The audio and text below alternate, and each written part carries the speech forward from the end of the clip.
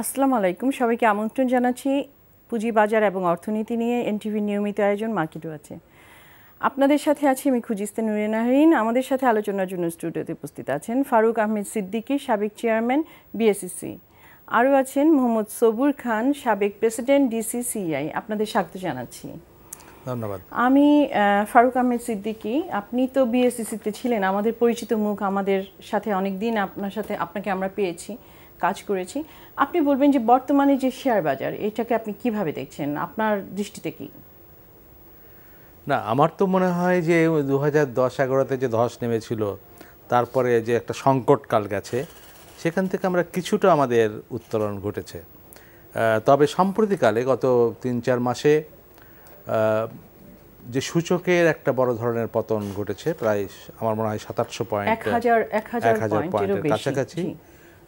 এইটা আমার মনে হয় একটু নেগেটিভ একটা ইম্প্যাক্ট ফেলেছে বাজারে, এবং সূচক কমার চাইতেও বড় কথা বাজারের যে একটা ডিস্টরশন আমি দেখতে পাচ্ছি, যে ভালো যেগুলো শেয়ার, যেগুলো ফান্ডামেন্টালস ভালো, যেগুলোর দাম বাড়ার কথা, এগুলোর দাম বেশ অনেকগুলোরই বেশ কমে গেছে।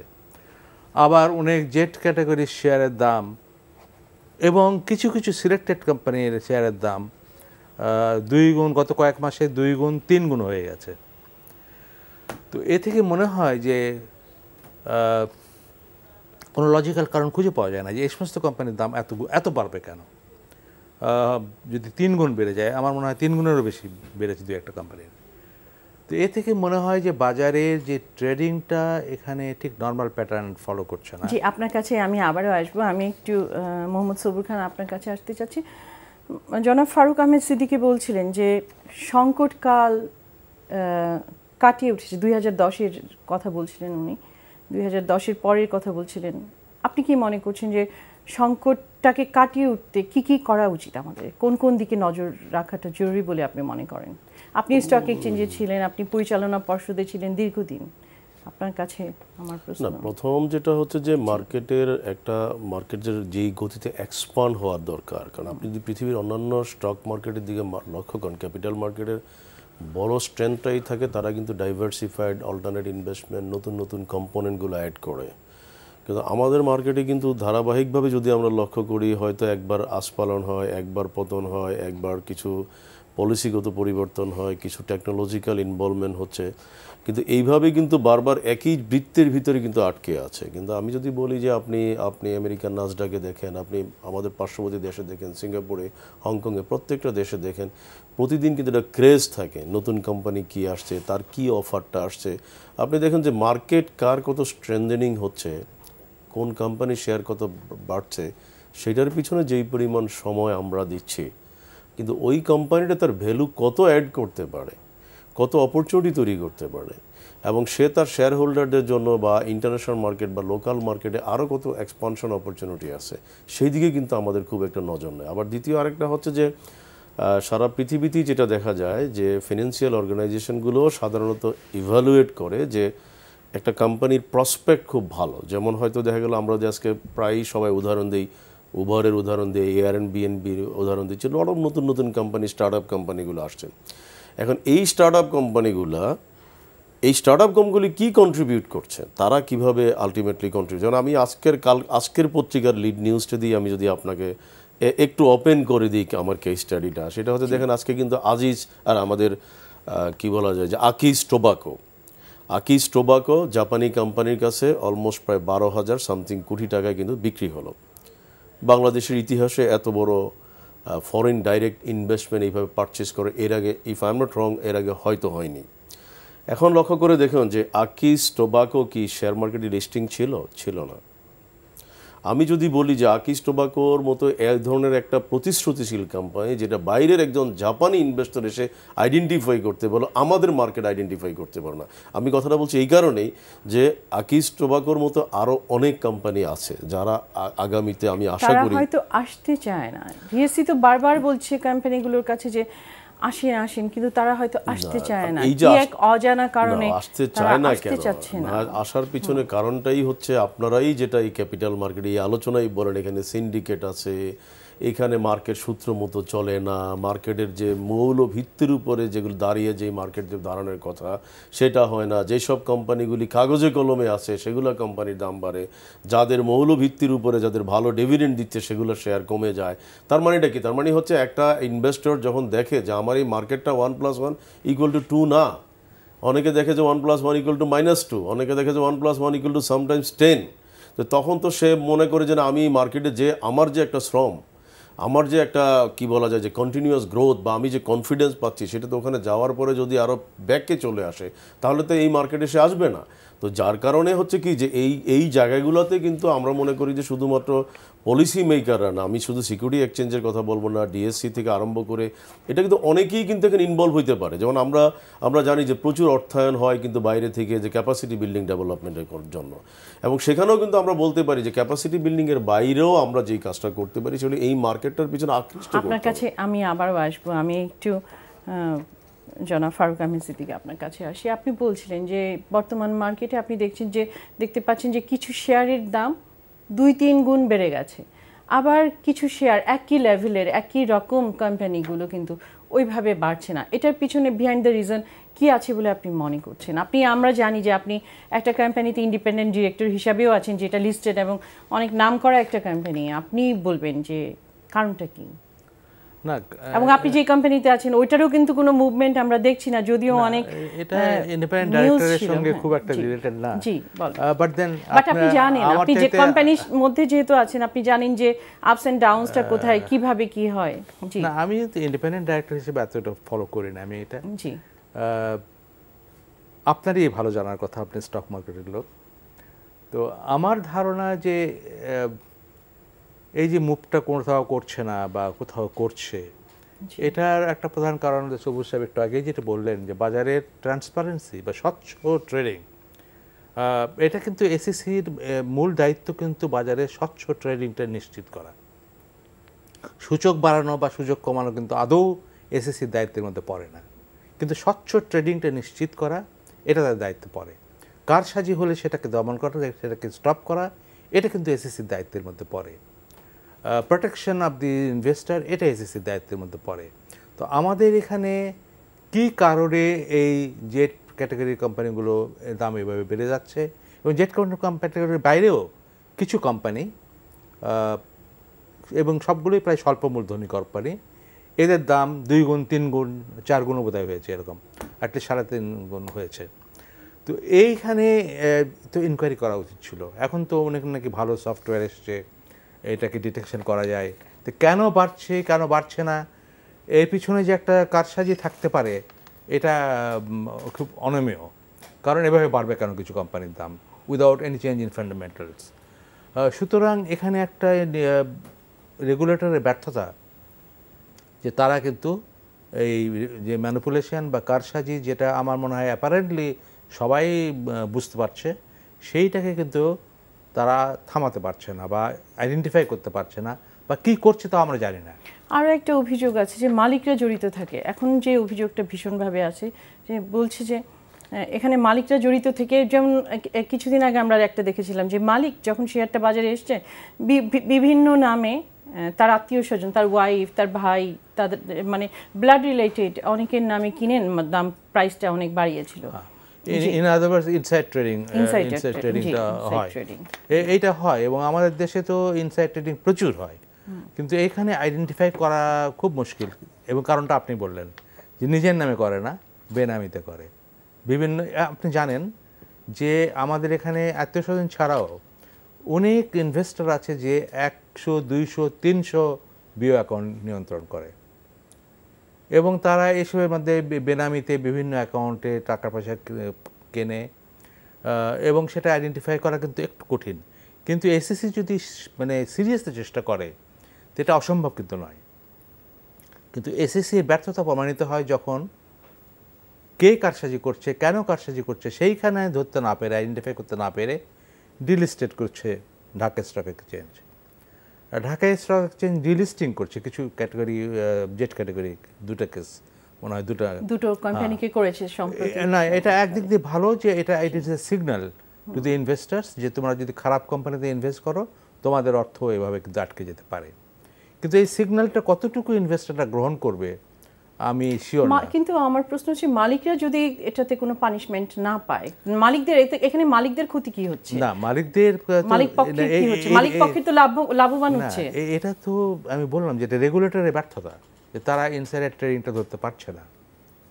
তো এটা ধরতে তো হবে, প্রমাণ করতে হবে, এমনি কিন্তু আপনি কিছু করতে পারবেন না। সিকিউরিটি লসটা এমন। আপনার কাছে আমি আবারও আসবো, একটু মোহাম্মদ সবুর খান আপনার কাছে আসতে চাই। আপনি বলছিলেন যে মার্কেটে নতুন নতুন কোম্পানি আসা দরকার, এবং আপনি আকিজের কথা বলছিলেন যে তাদের একটা ভালো কোম্পানি জাপানিজরা কিনে নিচ্ছে, অথচ তাদেরকে আমরা শেয়ার বাজারে ইনক্লুড করতে পারিনি, তালিকাভুক্ত করতে পারিনি, এটা আমাদের ব্যর্থতা। আপনি কি মনে করেন যে ভালো কোম্পানি কিন্তু আসছে, প্রতিনিয়তই আসছে, আজকেও একটা কোম্পানি আসছে, তো কিন্তু ভালো ভালো কোম্পানি যেগুলো আছে আমাদের দেশে, মাল্টি ন্যাশনাল কোম্পানিগুলো আছে, তাদেরকে আমরা আনতে পারছি না কেন? আপনারও একটা কোম্পানি আছে নিজের একটা, কিংবা আপনি যদি আরও স্পেসিফিক্যালি বলি, আপনার একটা আইটি কোম্পানি আছে যেটা আমাদের বাজারে লিস্টেড, অন্য আইটি কোম্পানিগুলোকে আমরা আসতে দেখছি না কেন আমাদের বাজারে? এখানে এটা নিয়ে আমরা বহুবারই কথা বলেছি, এবং আমার মনে হয় যে আমি যেহেতু আমাদের সাবেক চেয়ারম্যান এসএসসি উপস্থিত, যেমন লিভার ব্রাদার্স, আমরা প্রায়শই কথা বলি যে লিভার ব্রাদার্সের সরকারের অংশই বেশি, এবং বাংলাদেশের বিজনেসের কিন্তু একটা কনজিউমার মার্কেটের সবচেয়ে বড় ডমিনেশন লিভার ব্রাদার্সের। এখন লিভার ব্রাদার্স আমি যদি বলি যেটা ইউনিলিভার আর কি, আমি এখন লিভার ব্রাদার্স বলছি পুরোটা বর্তমানে ইউনিলিভার। তো ইউনিলিভারের মতো একটা কোম্পানি যদি শেয়ার মার্কেটে না আসে, এর ব্যর্থতা কার? এটা কিন্তু গভর্নমেন্ট কিন্তু কোনোভাবে দায় এড়াইতে পারে না, কারণ হচ্ছে তার মার্কেট শেয়ার সবচেয়ে বেশি, এবং সবচেয়ে বড় কথা হলো ইউনিলিভার যখন মার্কেটে আসে, এতে কিন্তু অন্যান্য মাল্টিনেশনাল কোম্পানিগুলো কিন্তু সেই থেকে অনেক বেশি অপরচুনিটি। যেমন আজকে দেখেন চিটাগংয়ে গ্ল্যাক্সোস্মিথ তারা বন্ধ করে দেওয়ার জন্য তারা অলরেডি কিন্তু তাদের নোটিশ দিচ্ছে। এটা কেন হবে? তার মানে এই কোম্পানিগুলি শেয়ার মার্কেটে যদি আজকে আসতো, তাহলে কিন্তু শেয়ার মার্কেট থেকে আরম্ভ করে লক্ষ লক্ষ লোক তার পিছনে থাকতে, এবং একটা কোম্পানি কিন্তু এইভাবে গুটিগত লোকের স্বার্থহানির কারণে কিন্তু আজকে এই কোম্পানিগুলো বিপদে পড়ছে। সুতরাং এখানে কিন্তু আমরা মনে করি যে গভর্নমেন্টের কিন্তু খুব স্ট্রিক্ট কিছু পলিসি থাকার প্রয়োজন, এবং সবচেয়ে বড় কথা হলো গভর্নমেন্টের সাথে সঙ্গে আমরা গভর্নমেন্ট বললে আসলে অনেকেই এখন তো একটা সমস্যা হয়ে যাচ্ছে, গভর্নমেন্ট বলতে সবাই চলে যায় প্রধানমন্ত্রীর কাছে। আলটিমেটলি তো একটা ইনস্টিটিউশনাল শেপ থাকবে, একটা পলিসি থাকবে, যেখানে প্রধানমন্ত্রীর আলটিমেটলি কিন্তু কোনো নজর দেওয়ার প্রয়োজন নেই, তার সিস্টেমই কিন্তু সেটা অটোমেটিকলি রান করবে। যেটা আমার মনে হয় যে আমরা আলোচনায় বললাম যে গুড গভর্নেন্স বা ট্রান্সপারেন্সি এইগুলো না থাকার কারণে যেটা হচ্ছে যে আমাদের আইটি কোম্পানির কথাই বলেন, সারা পৃথিবীতে আইটি কোম্পানিগুলি ডমিনেট করে। আপনি আজকে সারা পৃথিবীর শেয়ার মার্কেটের দিকে তাকান, সব আস্ফালন কোথায়? আপনি পত্রিকা খুললে দেখবেন যে আমি যেমন গত 4 দিন আগের পত্রিকার লিড নিউজ কী ছিল, যে অলরেডি কি বলে যে অ্যাপেলের কাছাকাছি চলে আসছে চাইনিজ কোম্পানি হাও। তার মানে তার শেয়ার মার্কেট এবং তার বেশি টেকনোলজিক্যাল নতুন কিছু ইনোভেশনের কারণে তার কিন্তু মার্কেট জাম করে তারা দুইজন প্রায় কাছাকাছি চলে আসছে। তার মানে একটা আইটি কোম্পানি বা একটা টেকনোলজিক্যাল কোম্পানি কত দ্রুত দেখেন রাতারাতি অ্যাপেলের মতো একটা কোম্পানি কিন্তু টাচ করতে পারে। তো বাংলাদেশে কিন্তু এই ধরনের কোম্পানি নাই। বাংলাদেশের আইটি কোম্পানিগুলো আমি যদি কথা বলি, কারণ যেহেতু আমি অলমোস্ট প্রায় 30 বছর এই ইন্ডাস্ট্রিতে, বাংলাদেশে তো অনেক আইটি কোম্পানি ছিল, কারণ আমি যখন আইটি কোম্পানিতে আসি তার আগেও বেশ কিছু আইটি কোম্পানি ছিল যারা খুব ডমিনেট করছে মার্কেটে, যাদের মার্কেট ডমিনেশন ছিল, কিন্তু এই কোম্পানিগুলি শেয়ার মার্কেটে আসে নাই। এখন কি হচ্ছে, আলটিমেটলি কোম্পানিগুলো কিন্তু অনেক কোম্পানি বন্ধ হয়ে গেছে। আমি যে প্রশ্নটা নিয়ে আমি একটু ফারুক আহমেদ সিদ্দিকী আপনার কাছে আসতে চাই। আপনি দীর্ঘদিন ছিলেন শেয়ার বাজারে, এই যে ভালো ভালো কোম্পানি যেগুলো আছে তারা আসতে চায় না কেন? আপনার দৃষ্টিতে কি, আপনার অভিজ্ঞতা কি বলে? এটা আমার মনে হয় উত্তর দুটো। একটা ম্যাক্রো লেভেল ইকোনমিক, যেটা আমি একটু অর্থনৈতিক কারণে আমি বলবো, সেটা হচ্ছে আমাদের বিনিয়োগ পরিস্থিতি।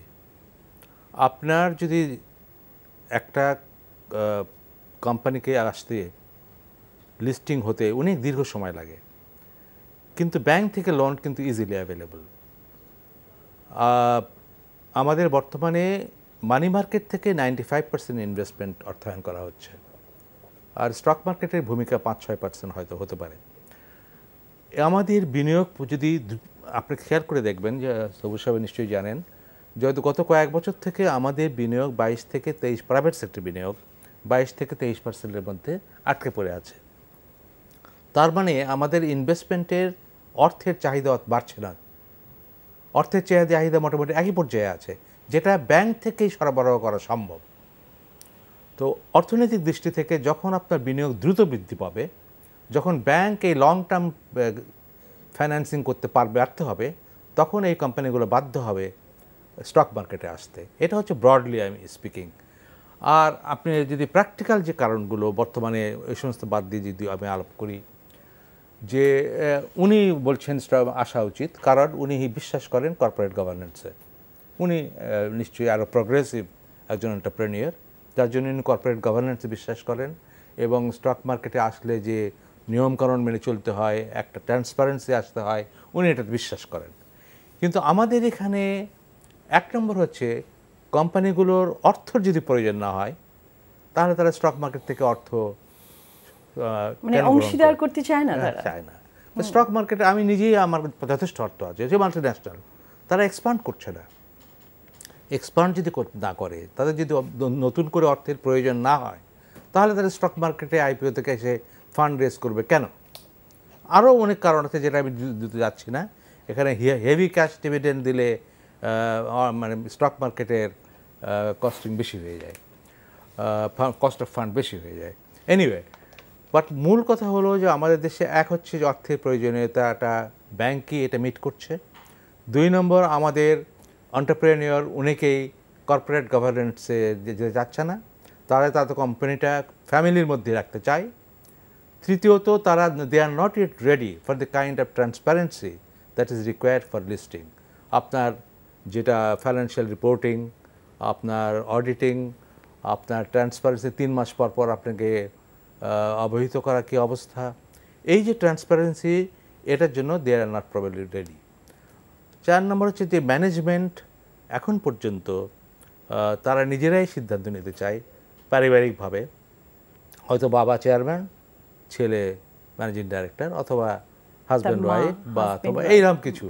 তার মানে পারিবারিক গণ্ডিতের মধ্যে যদি থাকে, বাইরের লোক যদি না আনে, তারপরে কর্পোরেট গভর্নেন্স এনশিওর করা কিন্তু আমাদের মতো ব্যাকগ্রাউন্ডে এটা খুব ডিফিকাল্ট।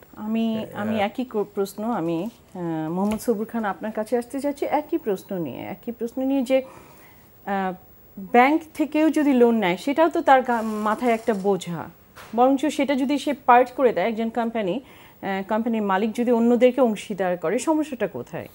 সমস্যাটা হচ্ছে যে এটা কিন্তু আমাদের আলোচনায় বারবারই আমরা যেটা মনে করি যে গুড গভর্নেন্স, ট্রান্সপারেন্সির অভাব। এটা প্রত্যেকটা কোম্পানি তো, আমি আপনার কাছে প্রশ্নটা করার একটাই উদ্দেশ্য যে আপনার তো একটা কোম্পানি আছে, আপনি শেয়ার বাজারে এনেছেন এবং কোম্পানিটা বেশ ভালোভাবে করছে, আপনি কি এখানে কোনো প্রবলেম ফেস করছেন? আপনি কি মনে করেন যে শেয়ার বাজার এবং ব্যাংকের মধ্যে তফাৎ কি? ব্যাংক তাহলে কি আমি ধরে নিব যে এরকম যে ব্যাংকের টাকা দিতে হয় না, সো না দিলেও চলে, এটা শিডিউল করে নিয়ে যাওয়া যায়, শেয়ার বাজারে জবাবদিহিতা বেশি, আপনি কি মনে করেন? আমি আপনাকে একটা উদাহরণ বলি, যেহেতু খুব ভালো একটা পয়েন্ট আপনি উত্থাপন করলেন, যে প্রথম যখন আমার এজিএমটা হয়, আমি যখন লিস্টিং কোম্পানি করার পরে 2003, if I am not wrong, 2003-এ যখন আমি ফার্স্ট এজিএম করি, তখন কিন্তু আমাকে সবাই একটা ভীতি ধরে দিল, কারণ তখন কিন্তু আমি নিজেও ঢাকা স্টক এক্সচেঞ্জের মেম্বার, আমার মেম্বারশিপ আমার ছিল। তারপরেও কিন্তু আমাকে একটা ভীতি ধরে দিল যে ভাই তুমি তো পাবলিক লিস্টেডে গেলা, এবার ঠেলাটা বুঝবা। কি ঠেলাটা বুঝতে হবে ভাই? তুমি এজিএম সামলাইতে পারবে না, তুমি দেখবা যে এই সব অনেক এই হয় সেই হয়, আগ্রম বাগ্রম লট অফ কিছু হয়। তো আলটিমেটলি ওই সময় ছিল, এটা মিথ্যা না, যেটা যদি পরবর্তীতে সিকিউরিটি এক্সচেঞ্জ কমিশন এবং অন্যান্যরা মিলে এটা কিন্তু অলরেডি অনেকটা রিকভারি করা সম্ভব হয়েছে, বাট এখনো যে একেবারে নাই তা কিন্তু না। এবং নুইসেন্স কি, আমি আপনাকে বলি যে আমি আমার মতো লোক হয়তো সেটা সামাল দিতে পেরেছে। আমি যখন এজিএমে বসলাম, এজিএমে বসার পরে স্ট্রেট ফরওয়ার্ড কিছু লোক কিন্তু শেয়ার হোল্ডার এসে কি করলো, আমার সামনে থেকে সমস্ত ফ্যানগুলোর লাইন কেটে দিল, তারা সামনের দিকে যত গ্লাস যা কিছু টিস্যু বক্স এগুলো সরিয়ে দেয়, তারা বললো যে এই ফ্যান আমাদের দিকে ঘুরে দাও, আমাদের ফ্যান পর্যাপ্ত হয় না। মানে যা পিকুলিয়ার ওয়ে দে হ্যান্ডেল। পর্যাপ্ত শেয়ার ছিল, আপনি কি দেখেছেন? আচ্ছা, সেটা পরের কথা। মানে আমি যেটা বলবো, এক পর্যায়ে এমন অবস্থা সিচুয়েশন ক্রিয়েট হলো যে দেখা গেল যে তাদের ভিতরে মারমুখী আচরণ এমন। তখন আমি স্বাভাবিকভাবে বললাম, দেখুন look, it is my first AGM, so you need to prove myself what exactly the problem before making the chaos. তখন তারা বললো যে হ্যাঁ আপনি আমাদেরকে বললেন না, এই সেই, আমাদের সাথে সবাই বসে, সো হোয়াট। এবং তখন তো রেকর্ডিং এর সিস্টেম ছিল না, এজিএম পার্টি আগে ছিল একটা গ্রুপ, যে এজিএম পার্টি যে ডিস্টার্ব করত। এবং সবচেয়ে বড় কথা হলো, যেহেতু আমার ফ্যামিলি মেম্বার, আমার ফ্যামিলি তারাও তো বোর্ডে আছে, তারা কিন্তু এক পর্যায়ে খুব বিব্রত বোধ করলো। তো এনিওয়ে, আমার বক্তব্যটা হচ্ছে, of course that was a great lesson for me.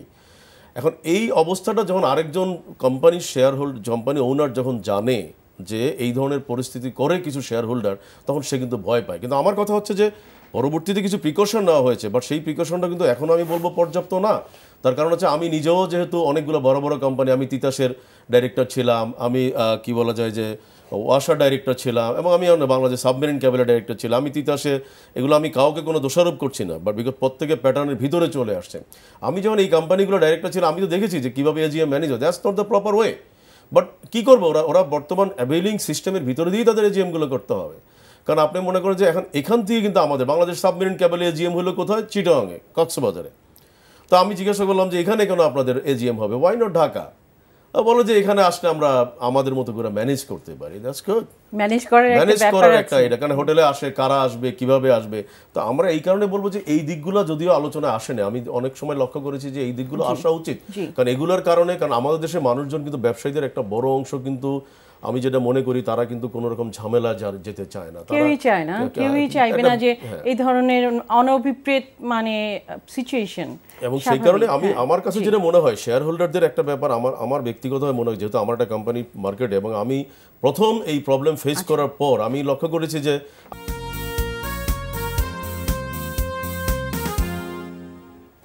আমি এবার একটু ফারুক আহমেদ সিদ্দিকী আপনার কাছে আসতে চাচ্ছি যে যেই জিনিসটা যে কথাটি আলোচনা হচ্ছিল যে কোম্পানিগুলোর এজিএম নিয়ে, আপনি বলবেন যে নতুন করে কিন্তু একটা আইন পাশ হয়েছে অর্থনৈতিক খাতে, যে একটা পরিবারের 4 জন সদস্য সেখানে থাকতে পারবে। আগে বোধহয় 2 জন ছিল, ওইটা সংশোধন হয়ে 4 জনে এসছে ব্যাংকের ক্ষেত্রে। তারপরে হচ্ছে আপনার তারা আবার 9 বছর মেয়াদি এক্সিকিউটিভ কমিটিতে থাকতেও পারবে। তারপরেও কেন ব্যাংকিং সেক্টরে এত হতাশা বিরাজ করছে, কিংবা এত তারল্য সংকট?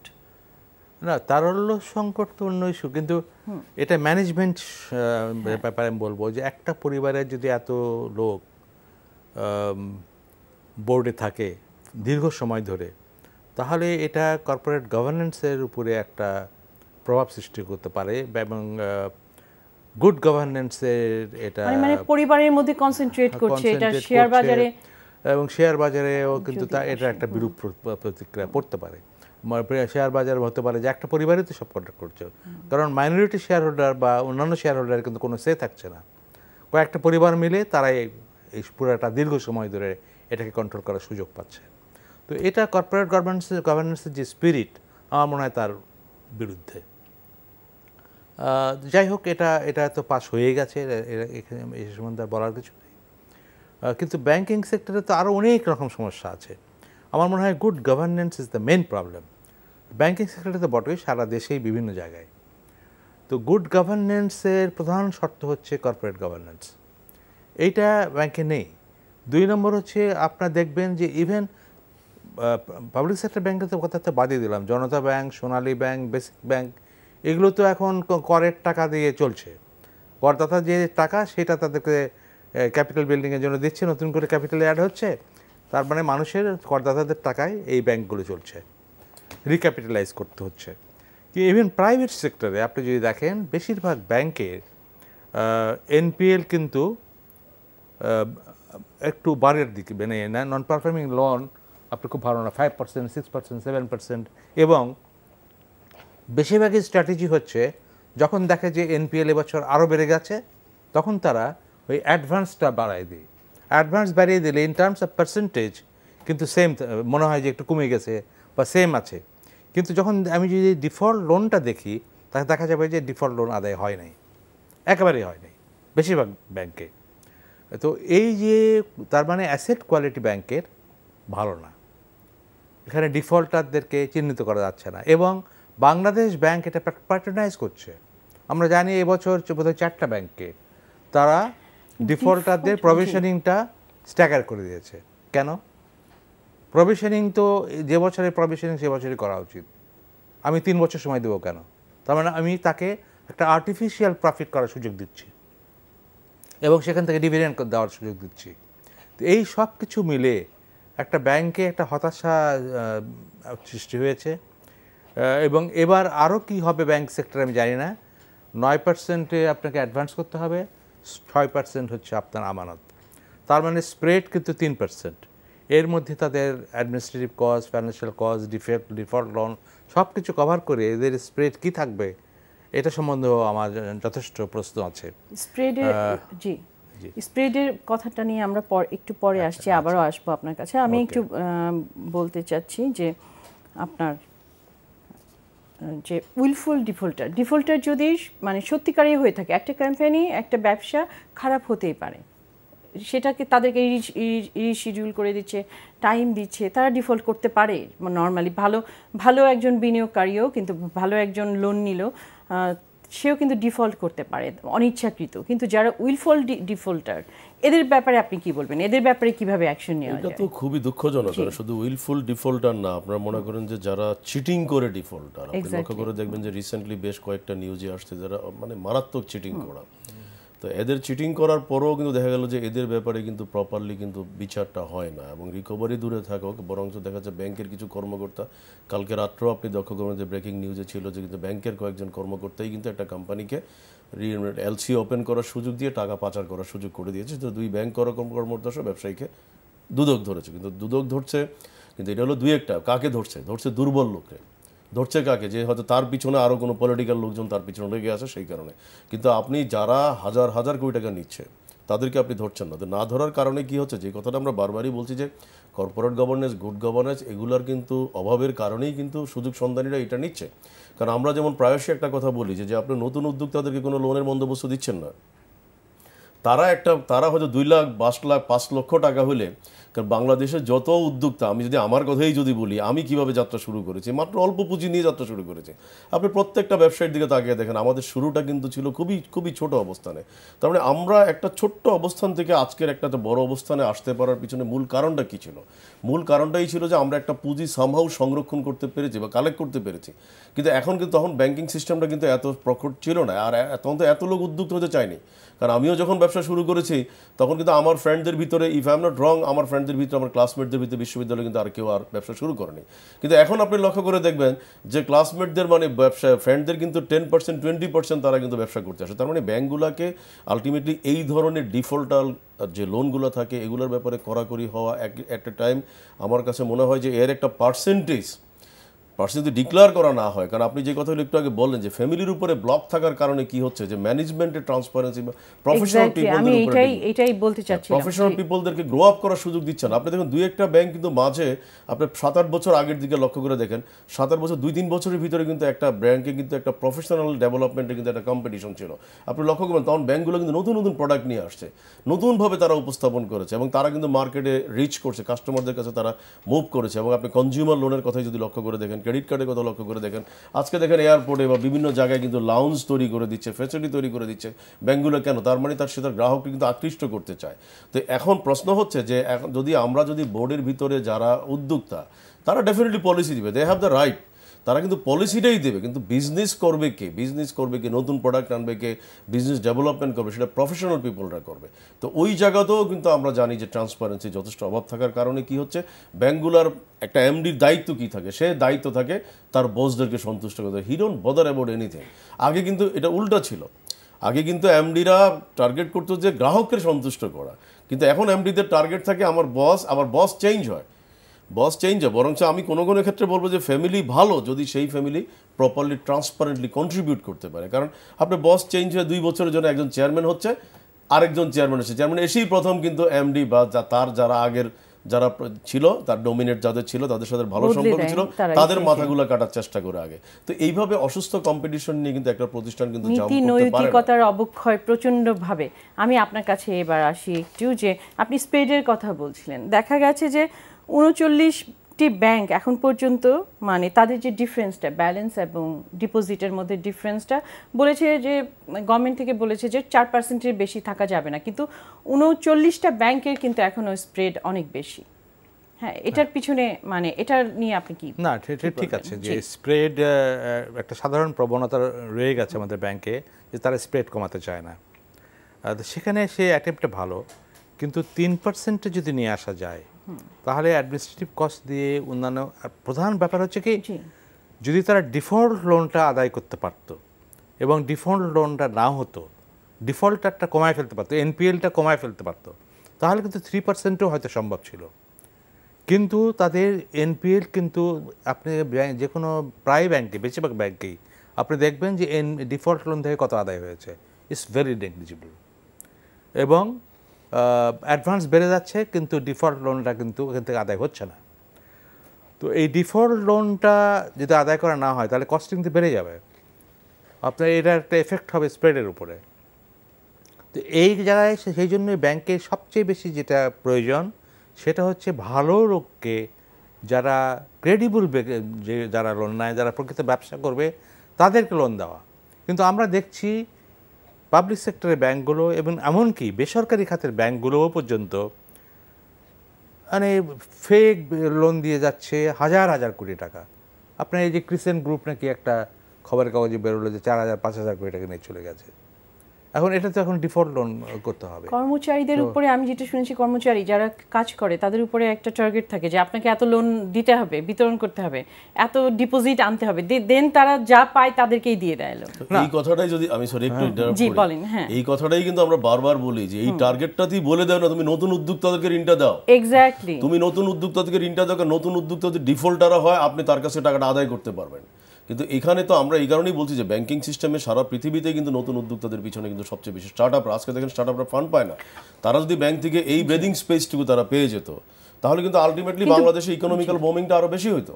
কিন্তু ব্যাংকাররা বলে যে পুরানো উদ্যোক্তা যারা আছে তারা তো প্রুভেন যে ওরা কাজ করতে পারছে, নতুন উদ্যোক্তাকে আমরা টাকা দিব, এটা কিসের উপর বেস করে দিব? প্রুভেন আমি কিভাবে বলবো আপনাকে, পুরনো বড় বড় যারা আমাদের যারা লোন নেয় টপ যারা, তাদের ডিফল্টার বেশি এবং তাদেরকে ব্যাংকে আবার নর্মাল ডিফল্ট লাইনের ব্যাপারেও রিস্ট্রাকচার করছে, রাইট?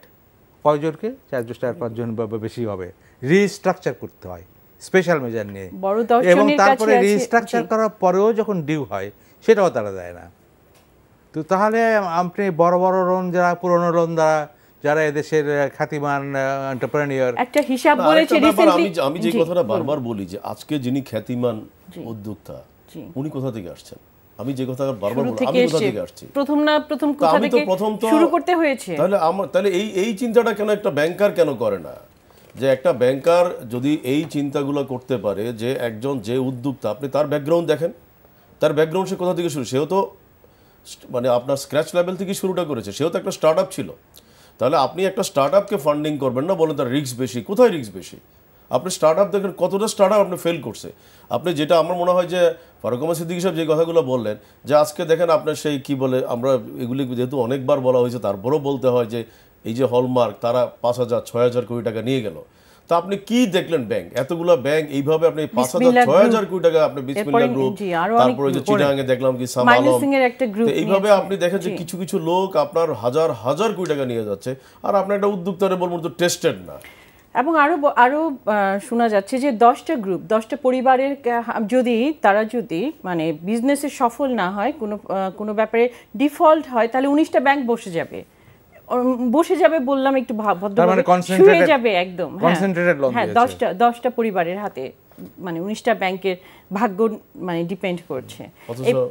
সেই আবারও আমি পুরনো কথা যে আমি এই একই টাকা দিয়ে কত লক্ষ উদ্যোক্তা আমি তৈরি করা যেত। আমি আবারও একটু নতুন একটা কোশ্চেন নিয়ে আসি। এইবার আমি একই প্রশ্ন দুজনের কাছেই করব। প্রথমে আমি মোহাম্মদ সবুর খান আপনার কাছে আসতে চাই। আপনি একজন উদ্যোক্তা আছেন, আপনি অনেকগুলো কোম্পানি করেছেন, আমার জানার মতে আপনি 37টা কোম্পানি নিজে করেছেন, অনেক অল্প বয়স থেকে ব্যবসা শুরু করেছেন।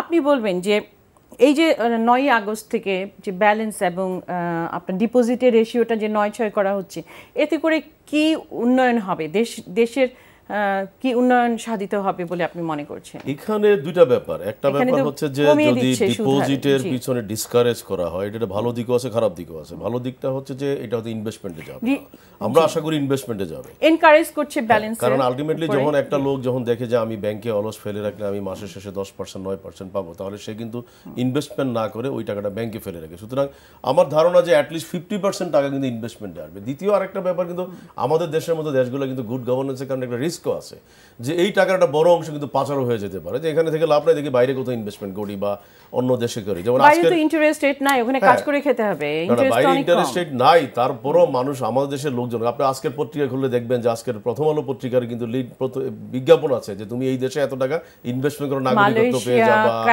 আপনি এখন মালয়েশিয়া ফ্যাক্টরি না, কারণ এখন সব ইউরোপের কান্ট্রি, আপনি মনে করেন যে পৃথিবীর বিভিন্ন দেশে আপনাকে পাসপোর্ট দিয়ে দিচ্ছে, নাগরিকত্ব দিয়ে দিচ্ছে। তখন হবে কি, এরা যখন মনে করবে, কারণ আরেকজন দেশে বলবে আরে তুমি টাকাটা এখানে ফেলে রাখতেছো কেন, তুমি তো 6% 5% পাচ্ছ, তুমি আসো, তোমাকে আমি কানাডা নিয়ে আসছি। 6% আসলে পাচ্ছে না, সে হবে না। কারণ এবার প্রজেক্টেড ইনফ্লেশন হচ্ছে 5.6% সম্ভবত। তো 5.6% তো এখানেই গেল, তারপর প্লাস 10% to 15% ইনকাম ট্যাক্স কেটে নিবে। এটা দিয়ে কিন্তু 6% এর বেশি তার ইরোশন হয়ে যাচ্ছে, অর্থাৎ তার নেগেটিভ ব্যালেন্স হয়ে যাবে। বাট अगेन ইকোনমির জন্য এটা করতে হবে। জি, আপনাকে যদি রিয়েলি সাস্টেনেবল ইকোনমি দাঁড় করাইতে হয় তাহলে কিন্তু আপনি এর কোনো বিকল্প নাই। কারণ আপনি পৃথিবীর যত ডেভেলপ কান্ট্রি আপনি লক্ষ্য করে দেখেন, তাদের কিন্তু আলটিমেটলি ব্যাংকের টাকা জমানো।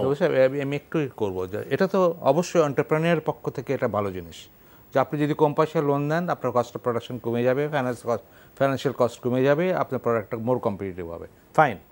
কিন্তু এর সঙ্গে জড়িত যে মূল প্রশ্নটা আমরা কেন করতে পারছি না, আমাদের ইনফ্লেশন কন্ট্রোল করতে হবে।